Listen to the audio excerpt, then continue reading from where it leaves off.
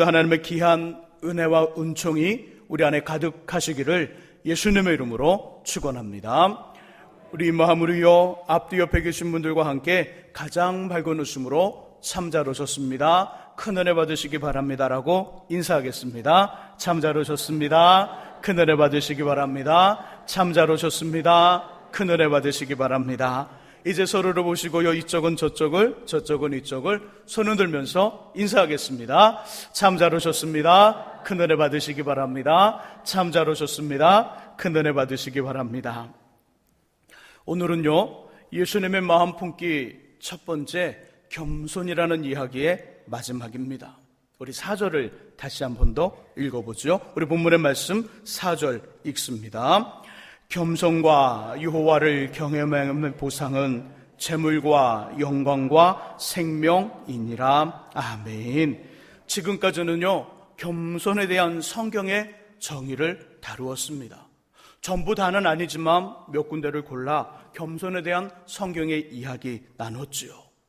이 시간은 겸손에 대한 구체적인 보상, 겸손하면 어떻게 되는지, 그에게 어떤 것이 주어지는지, 하나님의 상이 무엇인지 보상의 말씀입니다.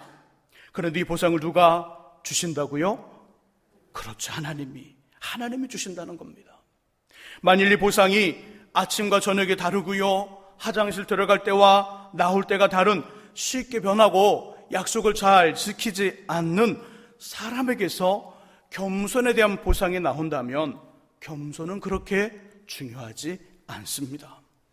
하지만 하나님의 보상이지요. 어제도 오늘이도 영원토록 동일하시고 변하지 않은, 자신이 말한 것, 약속한 것은 반드시 지키시는 하나님의 보상이지요. 그러므로 겸손은 우리에게 매우 중요하며 소중한 것입니다. 모든 일, 모든 상황, 모든 사람과 하나님 앞에서 늘 겸손하시기를 주님의 이름으로 축복합니다. 그렇다면 겸손한 사람에게 주시는 하나님의 보상 무엇일까요? 첫 번째는 재물입니다. 재물. 저는 어릴 때부터 나라의 임금님과 큰 부자는 하늘에서 내린다는 말을 들었습니다. 하늘에서 주어지는 나라의 임금님과 큰 부자, 이런 말씀 들어보셨죠? 네, 꼭 저만 들은 분이기. 그때는 이 말이 어떤 의미인지 잘 몰랐으나 예수를 믿고요, 성경을 읽으면서 알게 되었습니다. 나라의 임금님, 이 땅의 큰 권세는 하나님에게서 오더라고요. 각 사람은 위에 있는 권세들에게 복종하라. 권세는 하나님으로부터 나지 않음이 없나니 모든 권세는 다 하나님께서 정하신 바라. 모든 권세는 하나님이 정하신다는 거예요. 로마서 13장 1절에 있는 말씀입니다. 큰 재물 또한 하나님에게서 옵니다. 큰 재물도. 내 하나님 여호와를 기억하라. 그가 내게 재물 얻을 능력을 주셨습니다. 하나님은 우리에게 재물 얻을 능력을 주셨을 때 큰 재물을 소유한 큰 부자가 된다는 것이지요. 신명기 8장 18절의 말씀이지요. 조그마한 작은 물질이 아니라 사람들이 쉼을 얻고요, 그들의 삶을 영위해 줄 수 있는 큰 재물은 하나님이 주신다는 것이지요. 미국의 경제 잡지인 포브스가 세상에서 가장 잘 사는 사람은 누구일까? 그들의 재산은 얼마나 될까라는 질문을 가지고 조사를 했습니다. 그리고 결과를 발표했지요. 1등에서 10등, 안타깝게도 우리나라 사람은 그 중에 한 사람도 없었습니다. 10명 중 3명 1등, 2등, 3등을 말씀드리면 3등은 제프 베조스, 어찌 보면 처음 듣는 사람일 수 있는데요, 아마존의 CEO죠. 아마존. 95년도에 온라인 서점, 인터넷 서점을 열고요, 아마존닷컴을 창업한 후 취급 품목을 책에서만이 아니라 책을 팔면서 동시에 대대적으로 품목을 늘립니다. 종합 전자 상거래 기업으로 만들었죠. 아마존닷컴에 들어가면요, 책만 있는 게 아니에요. 가전제품도 있고요. 아주 없는 것이 없어요. 그렇게 큰 어떤 기업으로 만들면서 그의 재산이 732억 달러, 약 84조 원 정도 됩니다. 한 개인의 재산이 약 84조 원. 2등은요, 투자의 귀재라는 별명을 가진 워런 버핏. 워런 버핏이라는 말 들어봤을 겁니다. 그와 함께 점심을 먹는데 1,200의 금액이 아니라 몇 천만 원을 줘야 그와 함께 식사할 수 있습니다.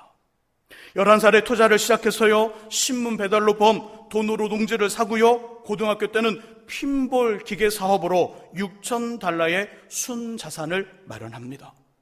30살에 100만 달러의 재산을 모았고요, 56세에 10억 달러 이상의 부를 축적했습니다. 현재는 787억 달러, 약 91조의 돈이 그에게 있습니다.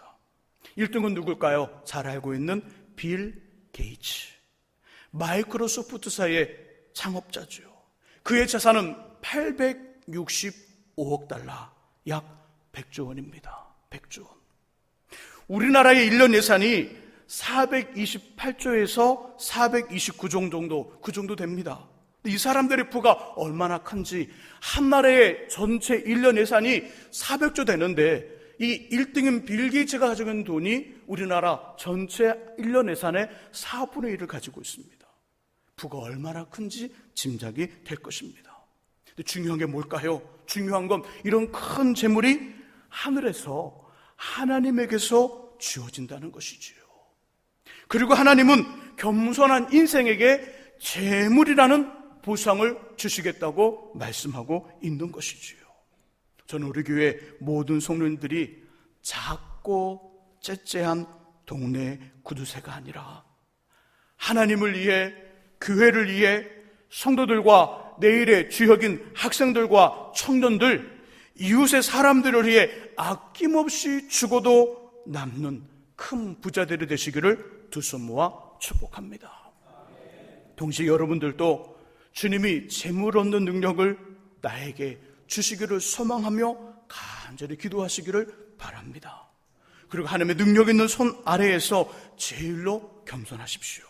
분명히 주님이 주시는 하늘의 재물이 우리의 소유가 될 줄 믿습니다. 겸손한 삶을 주신 하나님의 보상, 두 번째는요, 영광입니다. 영광. 구약성경 사무엘상 8장에는요, 이스라엘의 급격한 변화 한 가지가 등장합니다. 그것은 백성들이 사무엘 선지자에게, 우리에게도 주변 나라들처럼 눈에 보이는 왕을 세워달라는 요구이지요. 선지자님, 선지자님, 우리에게도 주변 나라들처럼 왕을 세워주십시오. 임금님을 세워주십시오. 여기에는요, 이런 의미가 담겨져 있는 것이지요. 하나님의 다스리심이 지금까지 있었으나 이제부터는 그렇게 하고 싶지 않다는 이스라엘 사람들의 말입니다. 큰 고민이 되었지요. 사무엘 선지자에게. 하나님은 이 일을 기뻐하지 않았지만 백성들의 요구에 하나님은 사무엘에게 왕을 세우라 말씀하십니다. 그러면서 한 사람을 눈여겨보셨습니다. 바로 베냐민 지파 기스의 아들 사울입니다. 사울은요, 아버지가 잃어버린 암나귀를 찾다가 사무엘 선지자를 만났지요. 사무엘은 하나님의 말씀에 따라 그에게 기름을 부어 이스라엘의 왕이 되게 합니다. 왕이 될 것이라는 의미로 하나님의 기름 부음을 받을 때 사울은 이렇게 대답합니다. 말하기를, 제가 그 부분 읽어보겠습니다. 한번 잘 들어보시기 바랍니다. 사울이 대답하여 이르되 나는 이스라엘 지파의 가장 작은 지파 베냐민 사람이 아니니까. 또 나의 가족은 베냐민 지파 모든 가족 중에 가장 미약하지 아니하나이까. 당신이 어찌하여 내게 이같이 말씀하시나이까 하니. 하나님께 선택을 받아 나라의 왕이 되는 자리에서 사울은 내가 왕이 되면 이렇게 하겠습니다. 백성들의 삶은 지금보다 10배 이상 좋아질 것입니다. 다른 주변 나라들에게 조공을 바치는 것이 아니라 조공을 받는 강한 나라를 만들겠습니다. 그런 나를 믿고 따라 주십시오. 왕으로서의 정책과 포부를 말하는 것이 아니라 나는 이스라엘 지파의 가장 작은 지파 베냐민 사람입니다. 또 우리 집은 베냐민 지파 모든 가족 중에 가장 미약합니다. 무슨 이야기인가요? 나는 이스라엘 지파의 가장 작은 지파 베냐민 사람이고요, 우리 집은 베냐민 지파 모든 가족 중에 가장 미약합니다. 무슨 말을 하고 있는 것일까요? 왕이 되게 하시려는 하나님의 선택에 자신이 합당하다는 것인가요? 아니면 부족하다는 말인가요? 부족하다는 말입니다. 하나님 저를 왕으로 세워주시고자 저를 선택하여 기름을 부어주시는 건 너무너무 감사한데 나는 이 나라의 왕이 될 만한 제목이 아닙니다. 나는 하나님께 기름 부을 만한 그런 사람이 아닙니다. 이야기를 하고 있는 것입니다.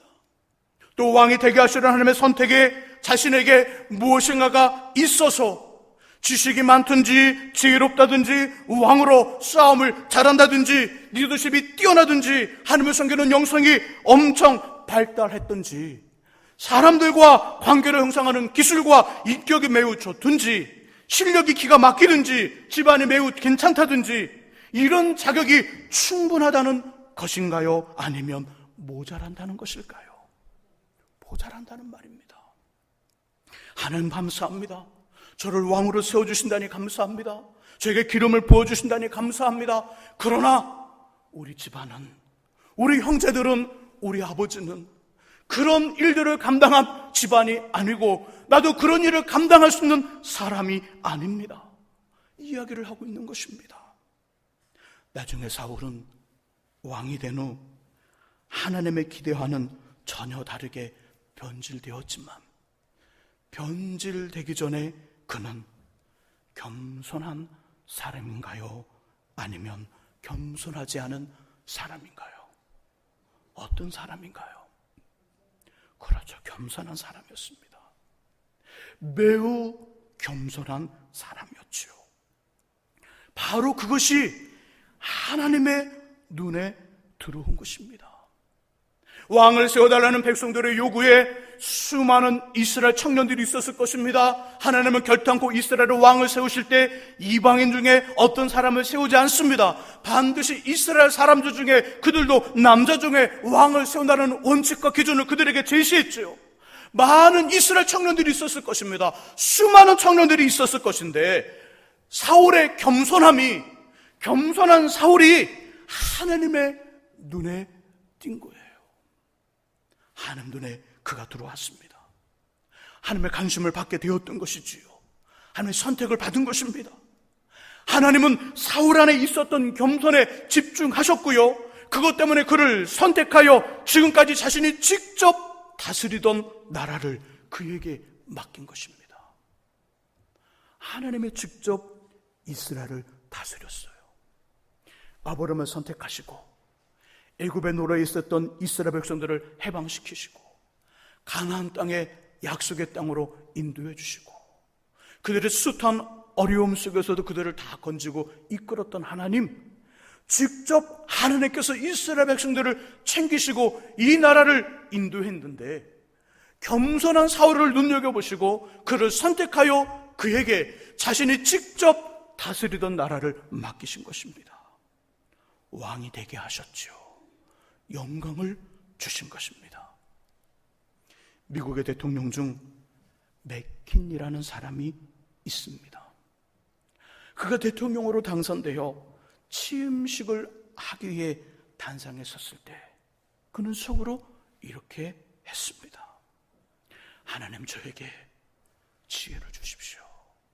하나님 저에게 지식을 더해 주십시오. 하나님 저에게 은혜를 더해 주십시오. 하나님 저에게 용기와 힘을 주셔서 국민들 앞에 나아가 서며 이 나라를 잘 이끌 수 있도록 도와주십시오. 간절히 기도했습니다. 또한 그는 취임식이 끝나고 소년 시절에 교회학교 선생님이었던 모리슨 목사님의 방문을 받았습니다. 그 자리에서 목사님은 이 대통령에게 이런 격려의 말을 해줬죠. 너는 너에게 부과된 책임을 가지고 있지만 미국 국민들의 사랑과 신뢰가 언제나 함께하고 있음을 기억해라. 너의 그 책임 너무나도 과하고 사람 힘으로는 감당할 수 없는 그 책임을 가지고 있지만 미국 국민들이 너에게 애정과 관심과 신뢰가 있으니 그것 믿고 대통령의 일들을 잘 감당하라는 말이었지요. 이 말을 들은 대통령 모리슨 목사님에게 이렇게 대답했습니다. 저는 선생님과 모든 믿음의 성도들과 선한 사람들의 기도와 동정이 필요합니다. 목사님의 기도가 필요합니다. 성도들의 기도가 필요합니다. 하나님의 도우심이 필요합니다. 그러니 저를 위해 기도해 주시고 기도해 주십시오. 이렇게 겸손히 대답했다는 것이지요. 겸손에 대한 하나님의 두 번째 보상은 영광입니다. 영광. 성령의 능력으로, 성령의 충만함심으로 겸손하시기를 축복합니다. 겸손에 대한 하나님의 세 번째 보상은요, 생명입니다. 생명. 첫 번째는 재물, 하늘의 큰 재물이고요. 두 번째는 영광입니다. 세 번째는 생명이지요. 우리 본문을 다시 한 번 더 읽어봅니다. 잠언 22장 4절의 말씀 같이 읽습니다. 겸손과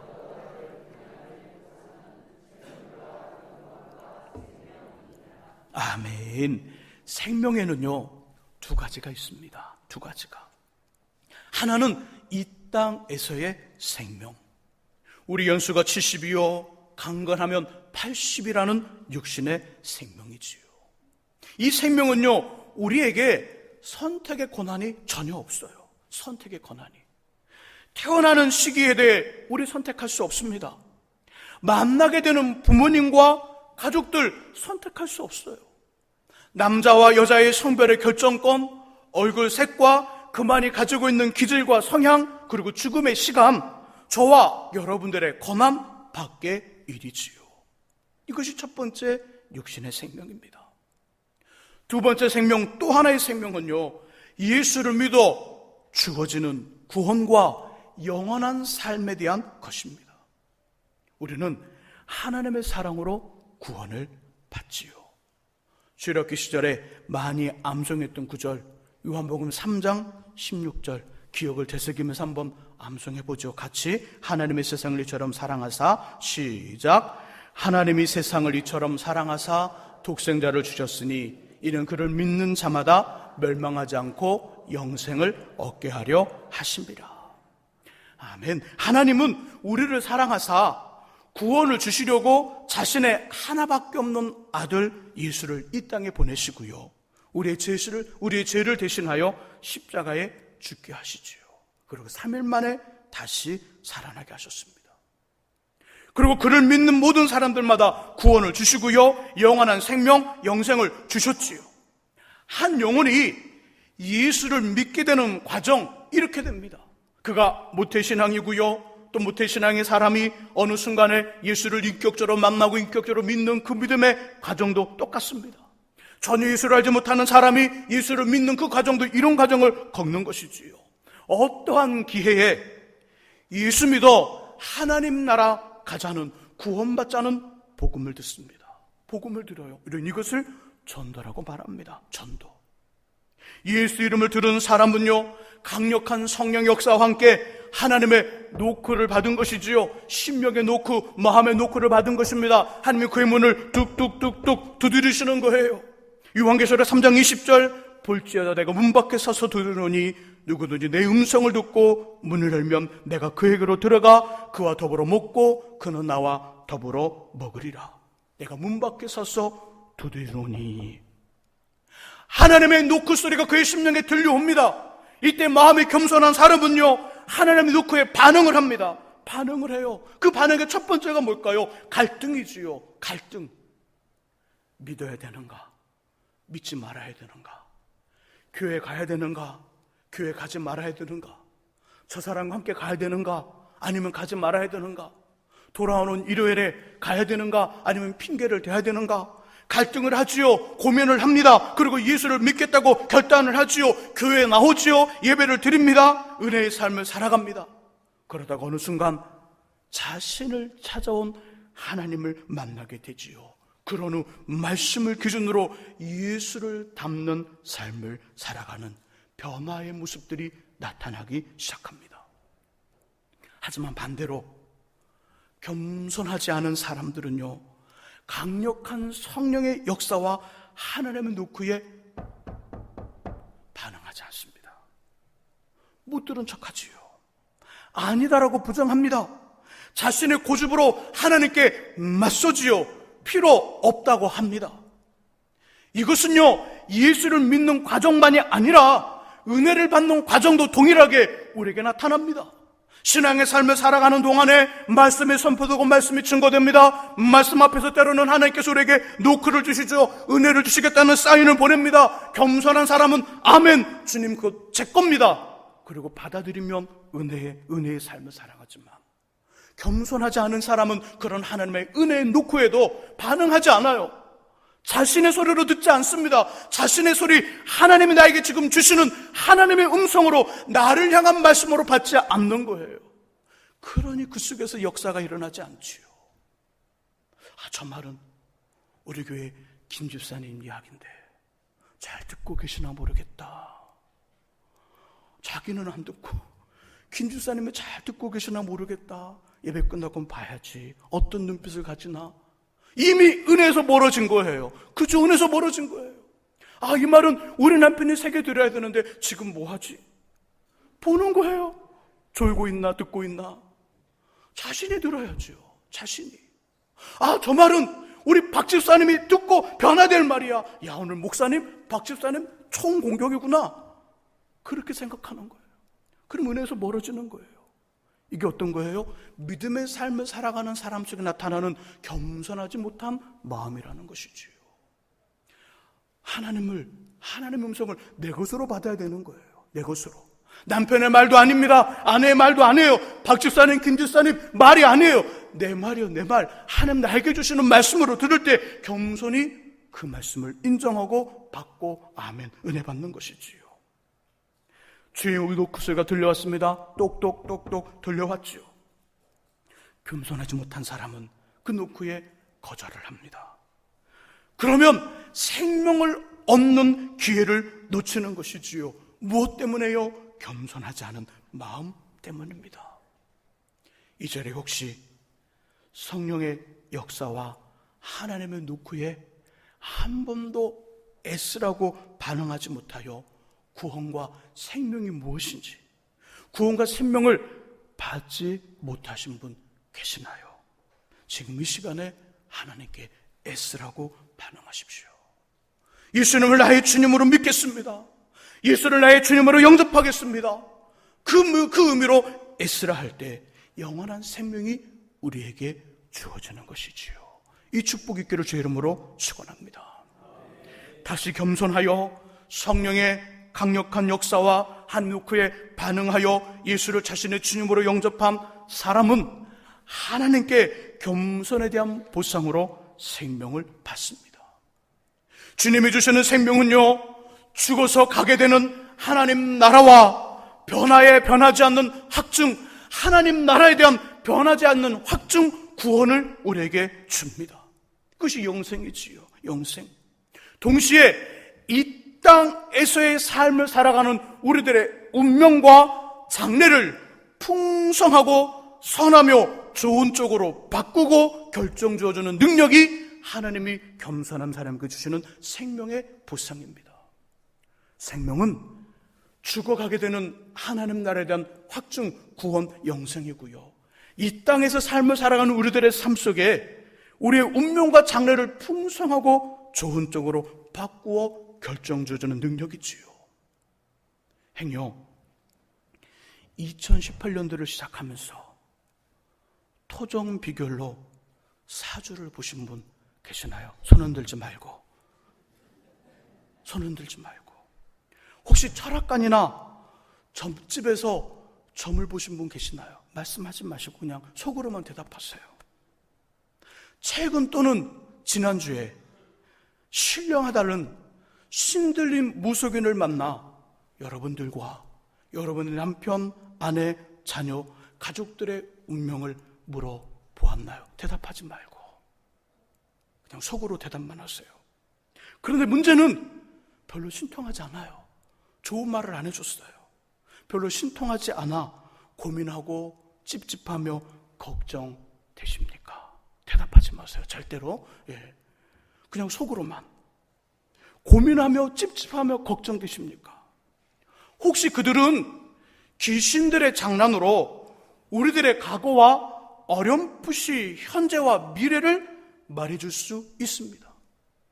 그들에게 그런 일들이 없다는 말 하지 않아요. 왜? 성경에 있는 내용이니까. 그들 사단의 역사를 따라 이적과 기적을 행할 수 있어요. 귀신들의 장난으로 어렴풋이 우리의 과거와 현재와 미래를 말해줄 수 있어요. 그런데 문제는 뭘까요? 바꿀 수는 없어요. 말해줄 수는 있으나 바꿀 수 없습니다. 그들이 끄적끄적하는 부족들이 있지요. 이거요, 유치원생에 맡기면요 제일 잘해줘요. 유치원생들 그냥 그리면 되는 거예요. 그 한 장에 50만 원, 100만 원 합니다. 미쳤지요. 미쳤어요. 빨간색에 그냥 칠한 그것이 무슨 힘이 있다고. 무슨 힘이 있다고. 저도 예수 믿기 전에는요, 제 몸에 빨간색으로 그려진 그것을 달고 다녔어요. 어디에 넣어놨는지 모르지만 발견할 수 없는 곳에 달려 있었어요. 팬티인가? 우리 어르신들이 그렇게 해줬죠. 특별히 장남에게, 특별히 몇 대 독자에게, 종손에게 그들의 베개 속에 넣어주기도 하고요, 팬티 속에 넣어주기도 하고요, 양복 속에 넣어주기도 해요. 뭐지? 꼬기작꼬기작해서 만나보면 거기에 열어보면 이게 뭐야? 하얀 백지에 빨간색 모양이 들어있어요. 이걸 뭐라고 그래요? 부적이라고 그러죠. 부적이 우리들에게 일어나는 교통사고를 막을 수 있나요? 부적이 물가에 가서 수영 못하는 아이가 물에 들어갔다 물에 빠져 죽는 것 막아주나요? 수영을 배우는 게 더 낫지요. 이런 것이죠. 말을 해줄 수 있으나 바꿀 수는 없습니다. 그러나 하나님은 우리들의 운명과 삶을 바꾸어 주시지요. 내가 온 것은 양으로 생명을 얻게 하고 더 풍성히 얻게 하라는 것이라. 예수가 이 땅에 오신 이유가 뭘까요? 생명을 주시기 위한 것입니다. 생명만 주시기 위한 것인가요? 생명도 주시고 더 풍성한 삶을 얻게 하기 위한, 풍성한 인생이 되기 위한 그 목적으로 주님이 오신 것이지요. 겸손함으로 하나님께서 주시는 생명을 이 땅에서와 주님 나라에서도 충만히 누리시기를 예수님의 이름으로 축복합니다. 이제 조만식 장로님에 대한 이야기로 말씀을 마치고 싶습니다.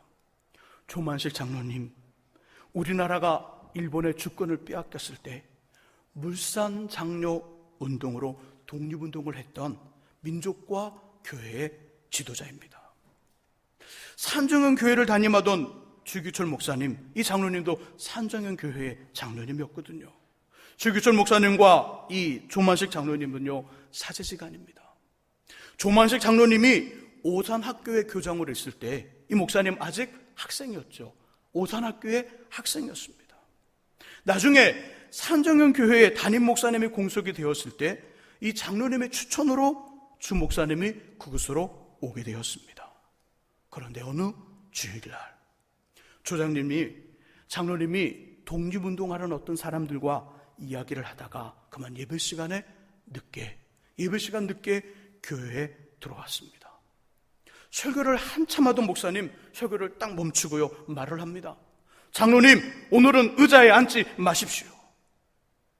의자에 앉지 말고 서서 예배 드리십시오. 호통을 쳤습니다. 이때 보통의 장로님 같았으면 어떻게 했을까요? 산정현 교회만 교회냐? 그 마음, 그죠? 여기만 교회냐? 그 마음으로 화를 내고 성질을 내거나 교회 밖으로 그냥 나가든지 목사님의 말씀을 무시하고 의자에 앉았을 것입니다. 장로님, 그대로 서서 예배를 드렸습니다. 목사님 예배 끝이 되었을 때 서 계시는 장로님에게 또 한마디 합니다. 장로님, 기도하십시오. 서서 예배를 드리고 있는데요, 예배 끝마무리에 목사님 말씀하기를 장로님 기도하십시오. 목사님 말씀에 이 장로님 순종하며 기도합니다. 하나님, 저의 죄를 용서해 주십시오. 거룩한 주일날 하나님 만나는 것보다 사람 만나는 것을 더 중요시한 죄를 용서해 주십시오. 그리고 주님의 종의 마음을 상하게 한 것을 용서해 주십시오.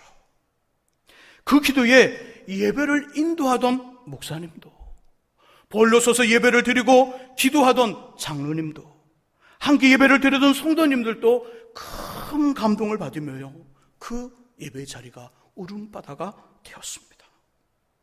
저는 우리 교회 장로님들, 안수집사님들, 권사님들, 그리고 성도님들이 겸손함으로 감동을 주시는 분들이 되시기를 소망합니다. 자기 소리 내기를 좋아하고요, 자기 권리를 내세우며 자기 힘을 과시하고 자기의 소유와 자신을 자랑하며 드러내는 것이 아니라 자신이 한 일을 인정받고 알아주기를 원하는 것이 아니라 하나님이셨던 예수님처럼 말씀을 따라 자신을 비우고 낮추는 겸손, 주님께 칭찬받았던 어린아이처럼 하나님만을 의지하고 바라보는 겸손, 사도 바울같이 모든 것이 하나님의 은혜임을 인정하는 겸손, 사도 베드로와 같이 나는 죄인이며 입에 숨 입김이라는 우리 자신이 누구인지를 정확히 알아 하나님 아니면, 하나님 없으면 아무것도 아니라는 겸손함으로 주님이 주시는 재물과 영광과 생명의 삶을 살아가시는 저와 여러분 될 수 있기를 예수님의 이름으로 축원합니다. 기도하겠습니다. 겸손과 여호와를 경외함의 보상은 재물과 영광과 생명이라고 너무나도 분명하고 구체적으로 말씀하시는 주님, 우리 생명 다하고 목숨 다하는 그날까지 하나님의 능력 있는 손 아래에서, 그리고 성령의 충만함과 성령의 붙드심으로 늘 겸손히 또 하나님께도 영광을 돌리고 겸손히 모든 사람들에게도 감동을 주는 우리 모두가 되게 하여 주옵소서. 예수 그리스도의 이름으로 기도합니다. 아멘.